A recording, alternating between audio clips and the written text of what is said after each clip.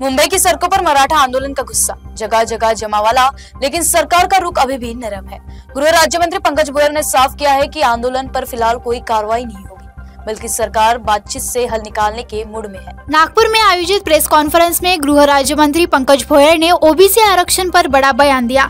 भोयर ने कहा कि मराठा आंदोलन के बावजूद ओबीसी आरक्षण में कोई कमी नहीं आएगी। उन्होंने कहा कि सरकार संवैधानिक दायरे में रहते हुए सकारात्मक पहल कर रही है और उप समिति रोजाना कानूनी पहलुओं पर समीक्षा कर रही है। भोयर ने आंदोलन के दौरान सीएम फडणवीस को टारगेट करने पर सवाल उठाते हुए कहा कि फडणवीस सरकार ने ही मराठा समाज को आरक्षण दिया और रोजगार के अवसर उपलब्ध कराए। जरांगे पाटिल के रुख पर भी भोयर ने तीखी प्रतिक्रिया दी। उन्होंने कहा कि जरांगे अड़ियल रवैया अपना रहे हैं और राजनीतिक लाभ के लिए सीएम पर व्यक्तिगत टिप्पणी कर रहे हैं।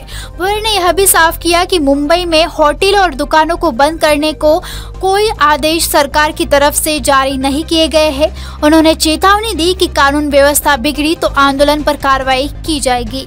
आपण बघतो आहे की मागच्या 3 ते 4 दिवसापासून मुंबईला मराठा समाजाच्या वतीनं आरक्षण मिळण्याकरिता आंदोलन त्या ठिकाणी सुरू आहे आणि त्यांची अशी मागणी आहे की आम्हाला ओबीसींच्या आरक्षणामधून त्या ठिकाणी आरक्षण देण्यात यावं, सरसकट कुणबी प्रमाणपत्र आम्हाला त्या ठिकाणी देण्यात यावं। या धास्तीमुळे विदर्भातला जो ओबीसी समाज मोठ्या प्रमाणावर या ठिकाणी राज्यामध्येच आहे, परंतु विदर्भात याचं प्रमाण जास्त आहे। त्याच्यामुळे धास्तीनं की खरोखरच राज्य सरकार दबावामध्ये येईल का आणि आपलं ओबीसींचं आरक्षण काढून त्या ठिकाणी मराठा समाजाला देण्यात येईल का, ह्या धास्तीनं या ठिकाणी साखळी उपोषण सुरू आहे। त्यामुळेच मी राज्य सरकारचा प्रतिनिधी म्हणून या ठिकाणी उपस्थित झालेलो आहे आणि ओबीसी समाजाला आश्वस्त करतो आहे की ओबीसी समाजाच्या आरक्षणाला कुठेही धक्का न लावता त्या ठिकाणी आमच्या मराठा बांधवांना देखील कसं कायद्याच्या चौकटीत बसणारं आरक्षण देता येईल याचा सरकारचा पूर्ण प्रयत्न त्या ठिकाणी। याच्या आधीच राज्य सरकारनं राष्ट्रीय ओबीसी महासंघाला हे त्या ठिकाणी लिखित दिलेलं आहे आणि ह्या राज्यात कार्यरत असलेले मुख्यमंत्री सन्माननीय देवेंद्र फडणवीस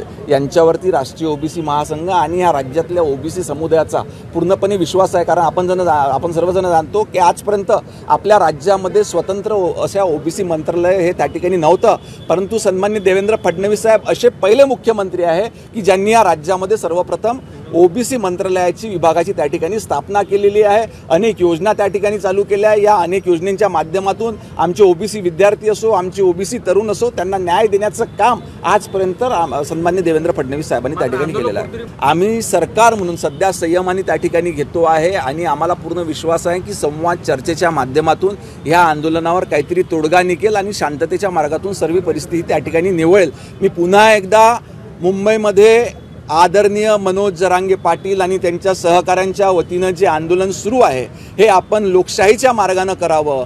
त्या ठिकाणी राहणाऱ्या सर्वसामान्य लोकांना, जनतेला या आंदोलनाचा कुठेही त्रास होऊ नये याची काळजी घ्यावी अशी विनंती त्यांना पुन्हा एकदा सरकारच्या वतीनं करतो। मनोज जरांगे पाटलांनी अनेक वेळा आपल्या आंदोलनाची दिशा त्या ठिकाणी बदलविलेली आहे।